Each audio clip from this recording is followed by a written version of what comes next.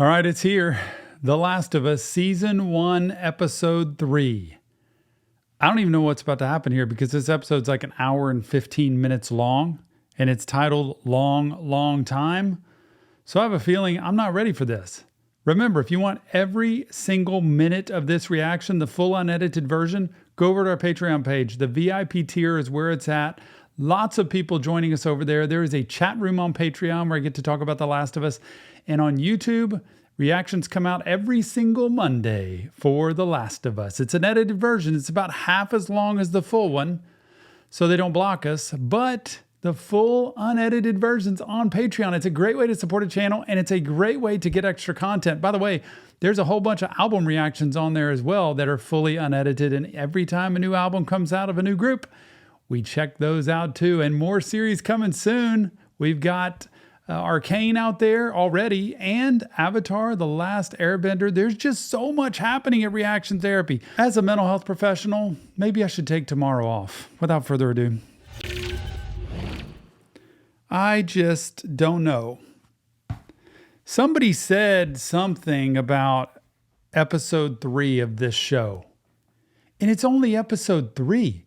How can it be that bad already at episode 3? But then again, I said that about Arcane. Here we go. Gosh, those hands, those knuckles. Just memories, you know? Memories of who he doesn't want to be and what he doesn't want to do. You want your jacket back?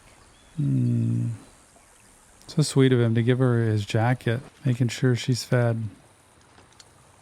We've never been in the woods. Love that youth about her. Bucks, and I thought.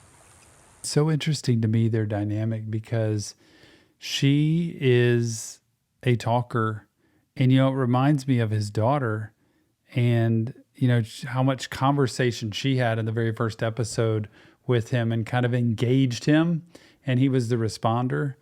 Ellie's very much that way. Like, you know, and she seems like an extrovert, but, and he seems so much like an introvert, but she is talking just to have conversation, like, let's engage here. Otherwise it feels very awkward, very lonely, and, you know, uncomfortable, honestly. But for him, I think he'd be fine with just total silence. Look, I've been thinking about... I want your sorries. I wasn't going to say I'm sorry. I was going to say that I've been thinking about what happened.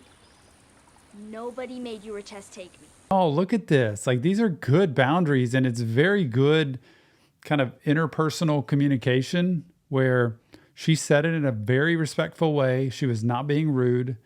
Nobody asked you to take me. It's not my fault. You needed something else, and so you agreed to do this. And you can't blame this on me. You can't sit here and look at me that way. And he just nods his head, which gives her affirmation that, okay, I hear you. It's not going to be this sob story. It's just, I hear you. Let's move on. Gosh. You've gone this way a lot? No infected?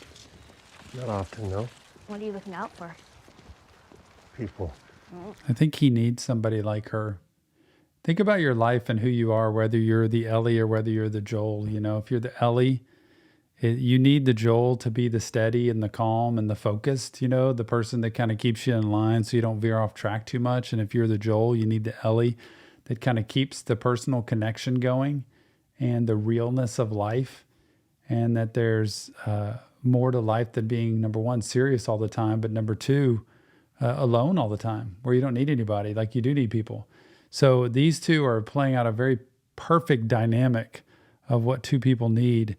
And he's such a dad to her. I mean, that picture of a dad to her. And I think she's never had that. And I think that I could see that evolving and developing. And she is such a sweet daughter for him because she's tough. She's not the touchy-feely, but she also continues to engage him. She continues to connect with him because she wants that. And also, I think because he needs that. I think she knows he needs that. So she keeps conversation going. And she knows how to, like, stroke his ego and help him feel important, and because he is, and also to keep him, like, in check so he doesn't think he's, like, everything. Someone shot at me and missed. See, that's cool. Because you suck at shooting, or, like, in general? That's just perfect. In general. Stashed? Why do you have stuff stashed here? You ask a lot of goddamn questions. Yes, I do. Here she goes again.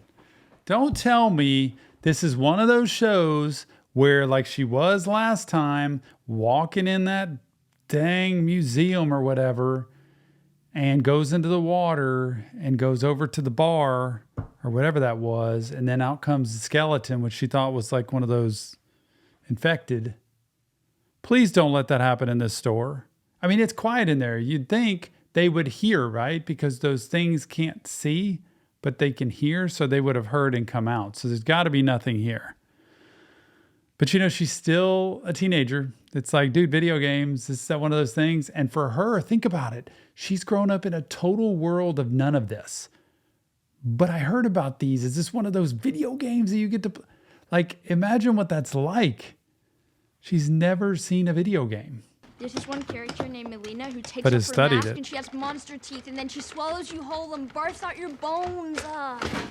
You forgot where you put your stuff. No. I'm just zeroing in on it. Man, she's Couple of years. so I'm observant. gonna take a look around. You know, she realized Tess was infected.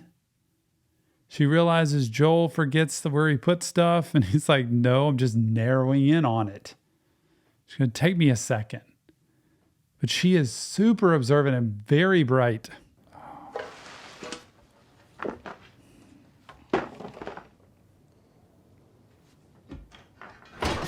Just don't do it. She's smart to throw something down there just to see if anything moves. There you go.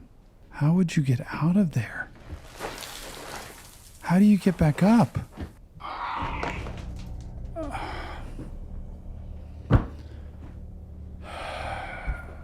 There, zoom in on that. It's one of them that's buried under all the cinder blocks of the building.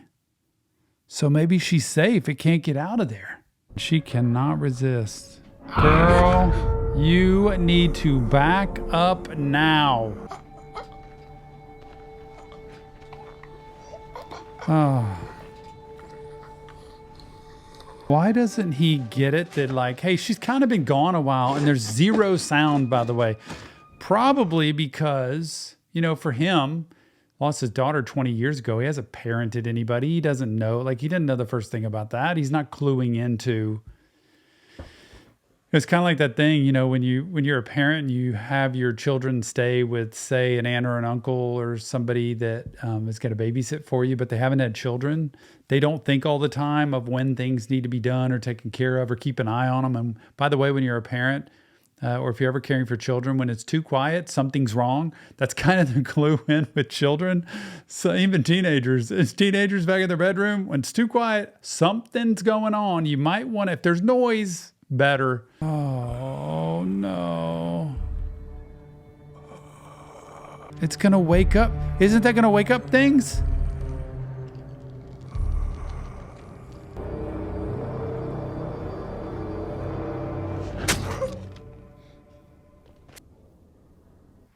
She just killed one.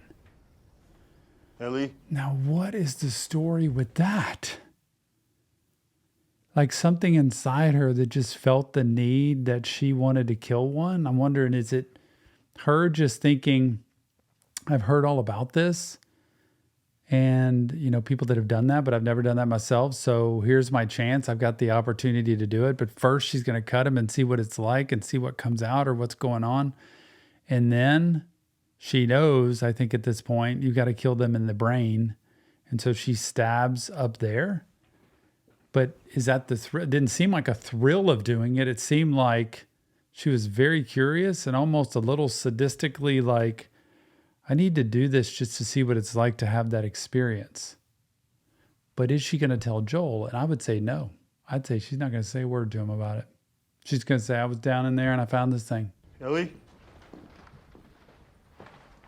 Picked over my ass. Then let me have it. No. She just wants something.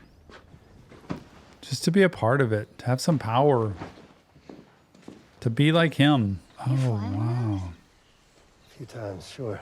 So lucky. Didn't feel like it at the time. Gosh, it's just amazing to me. I think about that, for somebody like her who's grown up in none of the real world as we know it. You think of that mindset. It's like me telling you, get into the mind of a child, when a child has not experienced the world, not been exposed to the world, the brain only takes kind of what's in front of them. So, a trip anywhere, an adventure anywhere is like a dreamland, and it's like amazing. And for her, she's only heard stories about all these things. What's it like to fly inside one of those things? And for us, we get on a plane or whatever, it's a normal thing.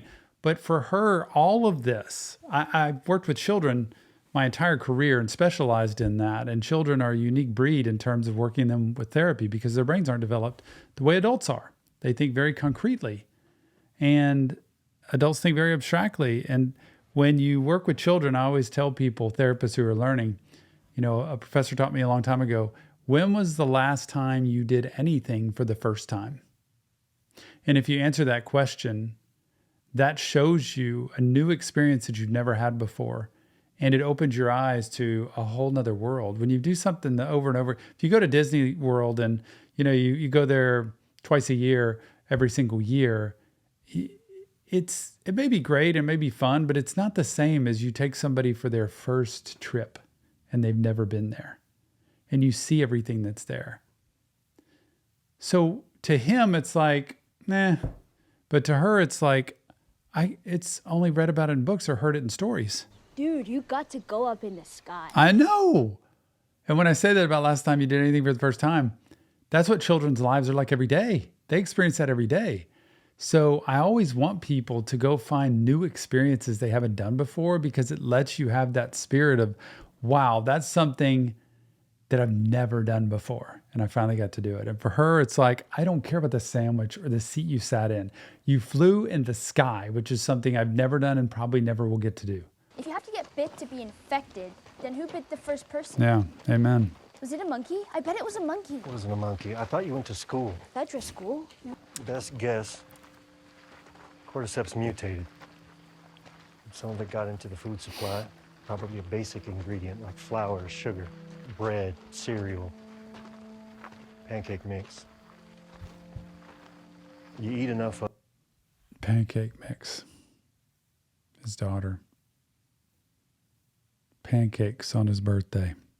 Remember that conversation? That's an incredible, talk about a memory for him. He's saying right here, he's going back to that time. He's remembering that. That's part of what trauma does to us. We hold on to these glimpses of memory where he misses his daughter. But you know what? This conversation he's having is very much a link like his daughter. And I think that's what helps him have this conversation and go back to that time that he had before. Listen to pancake mix. bread, cereal, pancake mix. You eat enough of it, it'll get you infected. Yeah, so that was the deal then. They didn't eat anything that was infected that day then. And I think somebody had said in the comments that the next door neighbor, they had cookies or something, and that they could have got infected by that, but she didn't eat any of those cookies because they were the raisin cookies and she didn't like the raisin cookies. So that's why she never got infected. The daughter, I'm talking about his daughter. And so I guess they didn't eat anything that day that was infected. And so that's how, the people that didn't get infected survived it. Makes more sense than monkeys. Thanks. That's something. And look how sweet that is for her to say, makes more sense than monkeys. Thanks. It's just like, thanks for telling me instead of brushing me off like a kid and you don't want anything to do with me, that you actually had this conversation with me. It's Friday, September 26, 2003. And remember they sat down and they had the movie they were watching that night of his birthday. So that was his birthday. I'm assuming, number one, you never forget moments like that. But number two, that was his birthday when that happened. That Friday night, they were sitting down to watch the movie. And he was going to bring a cake home too, which is probably good he didn't bring the cake home, right? Because that would have been infected too. Yeah, it's just, there's stuff up there you shouldn't see. Now I have to see. Yeah, you don't want to say that to her. Serious. Ellie, about a week after Outbreak Day, soldiers went through the countryside, evacuated the small towns. If there was room. Quarantine zone. If there wasn't, These people weren't sick. no, probably not.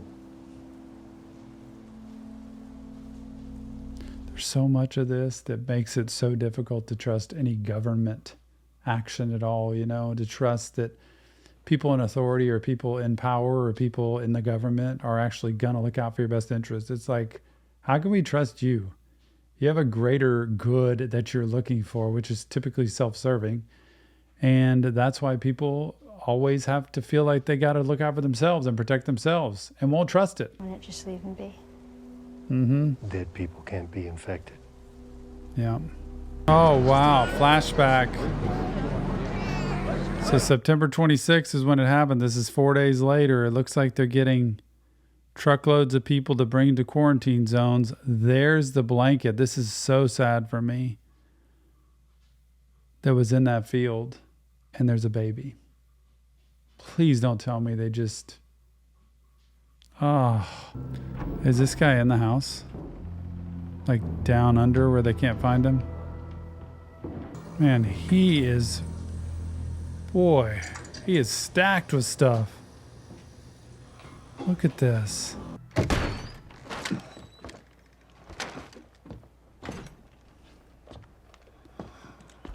Oh, boy. Drive wherever he wants. Got a boat. Gas. Not a grocery cart. That was fast. Like a tenderloin. Just sitting by himself, drinking wine, eating steak. Where are the animals, though? Keep coming. Oh, because he set up like traps and stuff. Oh, I'm thinking maybe he did this. Near the station. Black roof country. 4 years later. There's the buzzer again.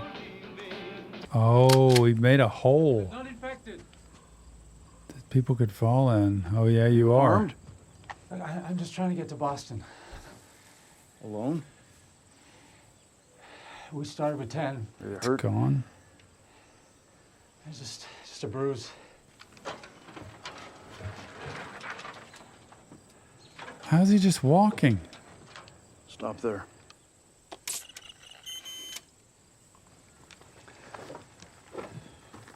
Wow, he has everything. Boston is that way. You can make it by nightfall. I'm really hungry. Haven't eaten in 2 days. First, my name's Frank. Oh, yeah? Yeah. Here's the thing, Frank. If I feed you, then every bum you talk to about it is going to show up here looking for a free lunch. That eye contact.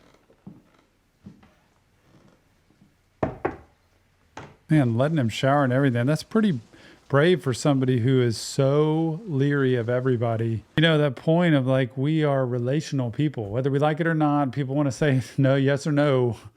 We are relational people, meaning if we have enough time just on our own, we don't do so well. We have to have some type of contact, interaction, relationship. And I'm sure this guy at this point, as protected as he feels, it's like, what's life for? Because I'm here by myself all the time. I have nobody to share it with, nobody to listen to or talk to. This guy doesn't seem right to me, though. He seems a little too sophisticated. Like, see? It's like, what are you doing standing up? This is like out of this world. I mean, nobody's seen this in years. What the fuck? Everything tastes good when you're starving. Yeah. Yeah, but not like this. Aren't these looks interesting? They just have this eye contact. And as suspicious as he is, he still, I feel like, craves some of that attention. So I guess I'll be going then. It's like he doesn't want him to now. Wow. You know how much these are worth? Currently nothing. Yeah, I know. And No, Yeah. no, thank you. Sorry. Not this song. Not this song. well, I'm not a professional. Well, neither am I, but Doesn't he seem like some kind of like, I don't know. con artist type, like he's got some other kind of game he's playing here. Love will abide. Oh, listen to the way he plays. He's not hitting them so hard. Take things in stride for a long, long time. He feels that song. That song means something to him. That's personal. So, who's the girl? Girl you're singing about? There is no girl. I know. Here we go. Buckle up, everyone. He's going to trust him to go take a shower while he's down there. Or he could do anything. He's got that confidence. Now, this is something. What a switch here from this guy who's been so hardened and so like protective of everything, don't know anything about his past, and was leery of having anybody around him in his life. And this guy comes around, and how quickly he all of a sudden starts to trust this guy because the guy keyed in on something. Who's the girl you're singing about? He's like, it's no girl. Then he goes, I know. Like there was that connection. I felt like there was that connection from the beginning, the way that they were looking at each other.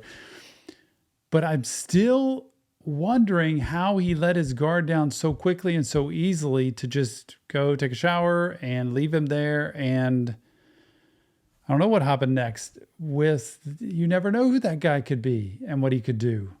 So for me, I feel like that was such a quick switch for him to all of a sudden be so trusting and open to letting him be there. But he keyed on a lot of things. And I don't know, this guy just still seems slightly manipulative, but maybe that's just me. Got no gun underneath?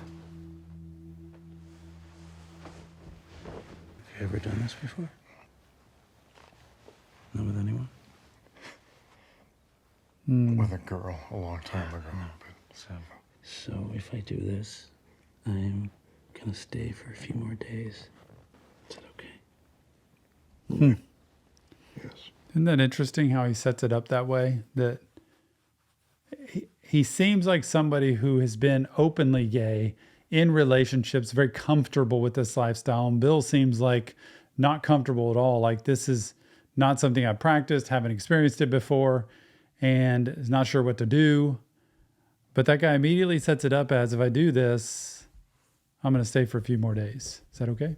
And of course, like in the heat of this moment where Bill wants the love, the affection, the care, all of that stuff that he's missed all this time. But that's interesting.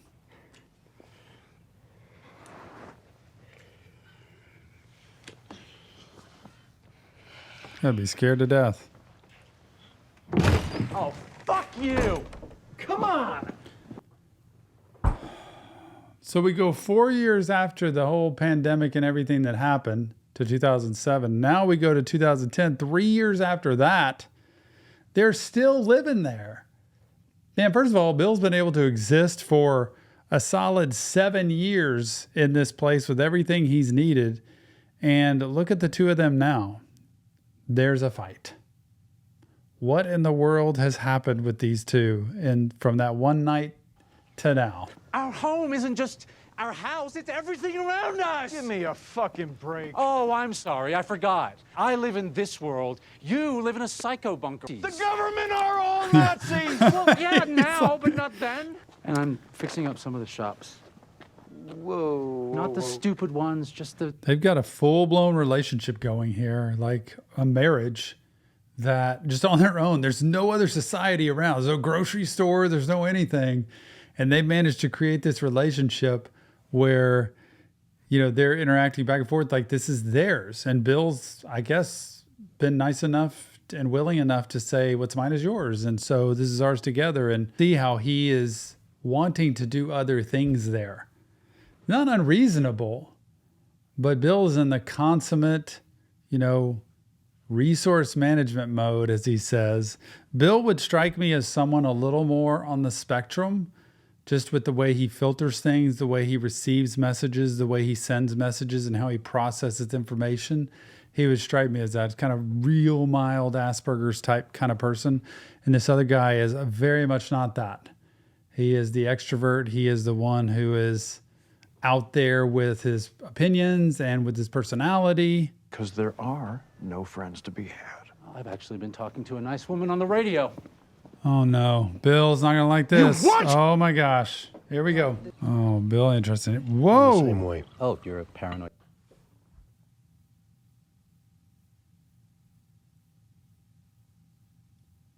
How did Joel get in the picture? Is that Tess? What is happening? So they were on like a ham radio or something, or at least Frank was. Joel's like, we need to be off the grid. Nobody needs to know we exist because that's how we stay safe and that's how we live long lives. Frank's like, nope, been talking to a nice, lovely lady and we're going to have friends because if we're going to live, we deserve to live life and live it well. We got a whole neighborhood here. We got everything we need. We got more than we'll ever need. So let's invite them in. How in the world, though, did Joel... Well, can I just say, gun aside, which I get, by the way, how nice this is to have Yeah. a civilized meal in such a They're really beautiful normal. place. Bill's lost all power. You know what? So sad. Let's go inside. Tess, I want to show you something. Actually, I have been wanting to see it. Not inside. Thank you. Yes. Frank, See? If mine brought strangers into our situation, I wouldn't be happy either. If mine brought... It's like he doesn't know how to relate to that. It's like he doesn't understand if they were a gay couple, like how to relate to that. Joel's just the salt of the earth. He's like just a man's man, a guy that's just kind of like, whatever's fine with whoever. I'm just going to be myself. And he's totally getting it. Like I would be in your shoes right now and totally understand where you are because I would not want these people roaming in my property and in my house for sure. maybe you are decent people. Maybe not. Doesn't matter. We're self-sufficient here. I don't need you or your friend complicating our lives. I can get you 10 spools of high-tensile aluminum. Last you the rest of your life. Lives. Lives. Oh, and I had this idea that we should use codes for the radio in case anyone's listening. Oh, that's a good idea. Wait a minute. So he was talking about code 80s. I don't know. It sounded like that music thing, like what was happening in the last episode when he fell asleep and that music played and then Ellie realized it was 80s music and that's trouble. 70s, 80s, 90s, 60s, 70s, whatever. It's like this is where it started. I wonder if this is where it started and that's the same person that Joel's connected to in present day with that radio thing that he's waiting to hear. Whether it's Bill or Frank. But Frank's the one thinking of this idea. I don't think Joel would do this at all because Joel knows we start including other people, we start spreading this wider, people could come in here and take us over. They could take us down. I could lose everything. Now, 3 years later, we're going to 2013. This is 10 years after the initial thing started. Are these cars blocking the fence? I can't. Just one more loop around. Oh. I traded Joel and Tess one of your guns for a packet of seeds. Which gun? A little one. Oh no.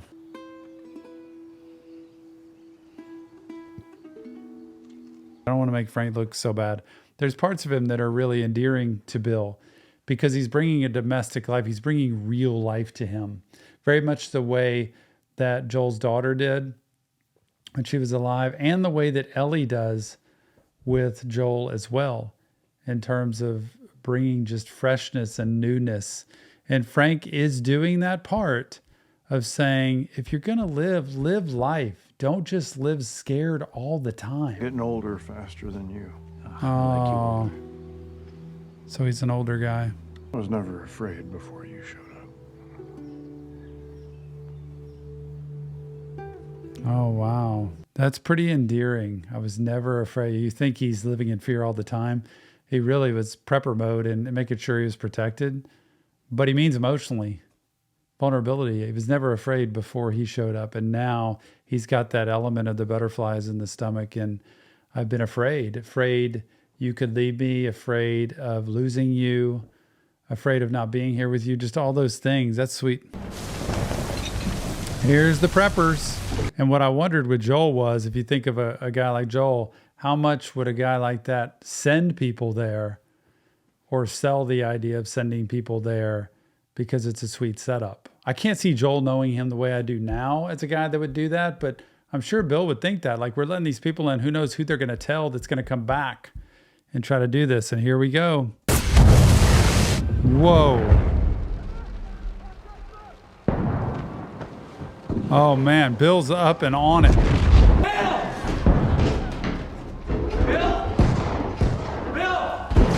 Probably shooting at him.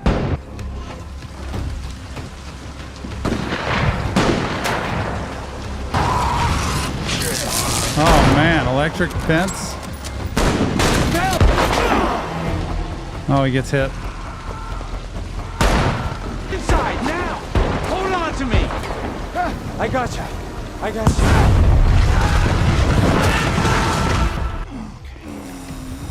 We got this. Oh no. Hold your hand there for me. Hold your hand there. Leave the gas on. Leave the gas on. The fence will kill the rest of them. Okay, yep. I have copies of all the keys. Good. Yeah. Call Joel. He'll take care of you. Oh no, he's not gonna die? 10 years later. Okay. What is this, 2023? Okay. 20 years post-pandemic. So Frank saved Bill's life that night. I don't know how, if he had the training or what, with that bullet wound. And now they're 10 years post that other one, and something's happened to Frank. Bill actually looks healthier than Frank. Gosh, they've had a whole life together, 20 years together. Actually, not 20 years. Did you take your pills? Oh no. Man, how does he have all the medicine and everything? Bill thought of everything. Oh, doing everything he can to help him. That's love. These two love each other a lot. I want you falling asleep in the chair. I won't. You will. I'm not fighting about it. Back in I bed. promise you I'm gonna stay up. Why? Because this is my last day. Oh, What if we find a doctor? What if someone shows up who can help? Who's coming, Bill? The door-to-door MRI salesman? Bill. Bill. I'm not going to give you the every day was a wonderful gift from God speech. I've had a lot of bad days. Just give me one more good day. And we'll get married. And you cook a delicious dinner. Take me by my hand. Bring me to our bed. And I will fall asleep in your arms. I can't. Do you love me? Yes. Then love me the way I want you to. Oh, this is the worst thing possible for Bill. You know, he's already had such a difficult time opening up to anybody or letting anybody else in. And then when he does, the thought, if you've been in any significant relationship or are in one, of your significant other being so sick that they just don't want to be here anymore. Because my wife and I want to go exactly together on the same day. The thought of thinking this is the last day they'll be here, and we're going to live this last day as a good day, and then you're going to fall asleep in my arms and you won't be here anymore. It's just too much for him to take. And it's exactly why a lot of people don't open up. It's why people don't let themselves be that vulnerable or take that risk, because of pain like this could happen. And it's so sad, because Sweet Bill has just wanted to love someone and be loved. And he has. And they've lived a long life together. But he doesn't want to say goodbye. Frank's thought this out, because Frank is a man of spirit and he's a man of energy. He doesn't want to be this sick. He doesn't want to be debilitated. I don't want to be in a position like that where there's no other way than just deterioration as time goes on. I don't want to be that. And that's what Frank's saying. And I appreciate that. But for Bill to muster up the strength to have this day, I don't know. He's living this day like it's his last. Like with just taking in everything he can. It's how we should live every day.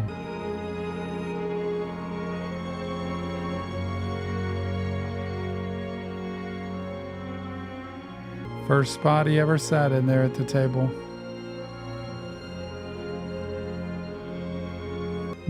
Turns it just like he did. Bill's doing everything he can to show him how much he means. Here's the last glass of wine. I think he realized exactly the gravity of this.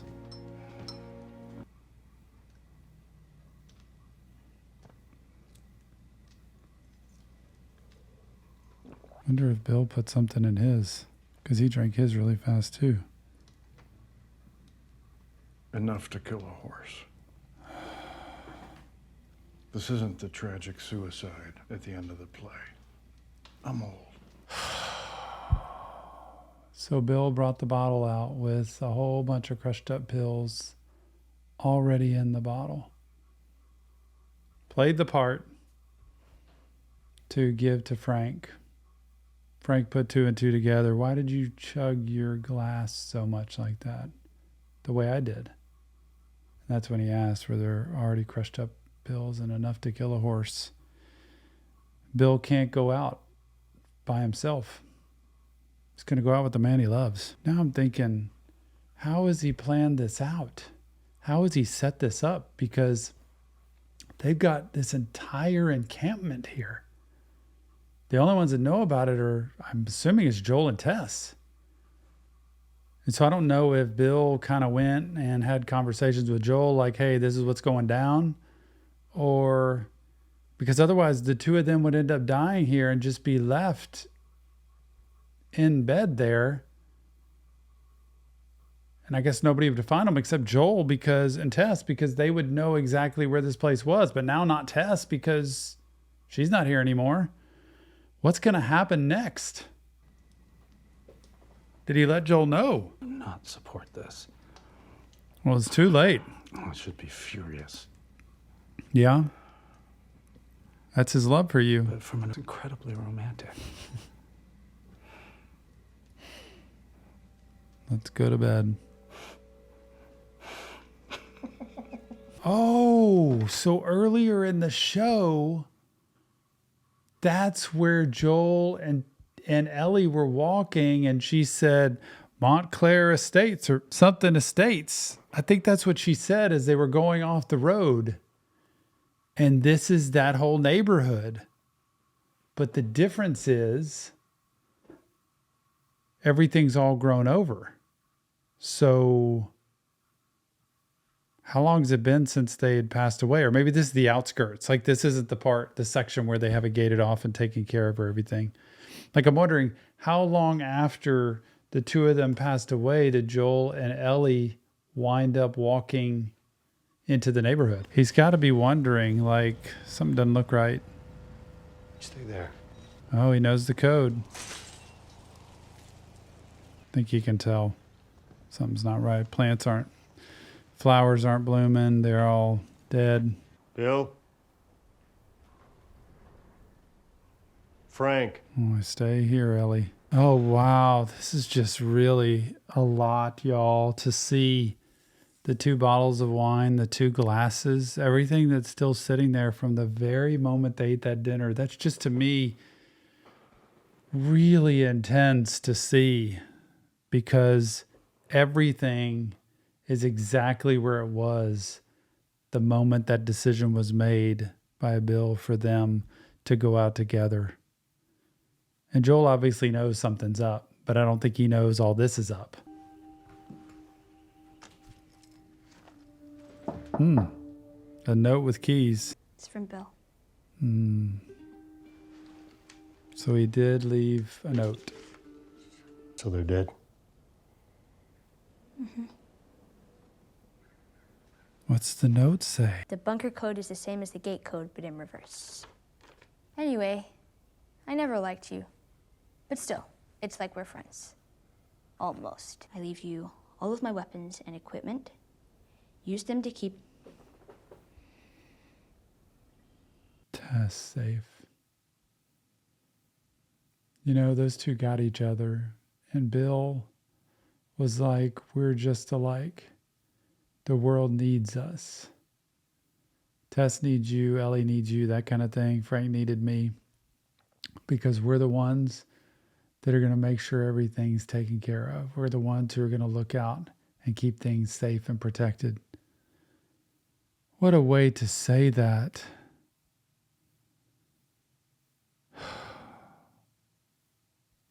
Stay here. He couldn't keep her safe. It's the realization for him in this moment. Bill's saying, I did that. I saved him. I took care of him. And then I went out with him. And I want you to do the same with Tess. And, you know, in these moments, that's where Joel's like, I didn't do that. I didn't do the one thing I'm supposed to do. That's my job. Can't imagine how he's beating himself up right now. The beauty of this is he's got a vehicle that's probably in pretty good shape, honestly. I just finished making a truck battery. It's charging right now. Okay. I have a brother out in Wyoming. He's in some kind of trouble, and I'm heading out there to find him. Rule 1, you don't bring up Tess, ever. Matter of fact, we can just keep our histories to ourselves. Rule 2, you don't tell anyone about your condition. So hard for him with all this loss to think of her at all as somebody that he would endear himself to or take care of. And I think part of him really wants to hug her. You think about this in life, you know, people need that attention. They need that affection. They need that recognition. Nobody hugs Ellie. It's a teenage girl that's lost by herself, lost everybody. I know who Joel is, would want to love her and take care of her. And I think Tess is so scared to just give him a hug or to ask for one because he's so standoffish with this because it will break him. He can't let him. He's like at the ultimate of, I'm done ever loving anybody enough to be hurt when they leave. I'm just going to not attach myself to anybody anymore. And it's very sad for me to see. I see a lot of men in this position. I see women too, but a lot more men in this position where it's like, I don't allow myself to go there because then I could get hurt. Then things could go wrong. Then people can, you know, things can happen to people. So I don't do it. And people like Ellie lose out. She just needs somebody to love her. So what now? Poor thing. We grab what we can. Remember that? 80s. 80s. Trouble.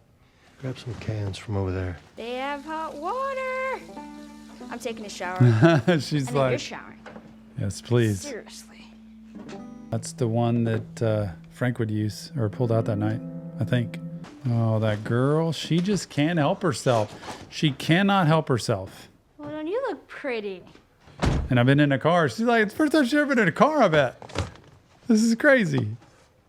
I think I'm gonna love you. A long, long time. Linda Ronstadt.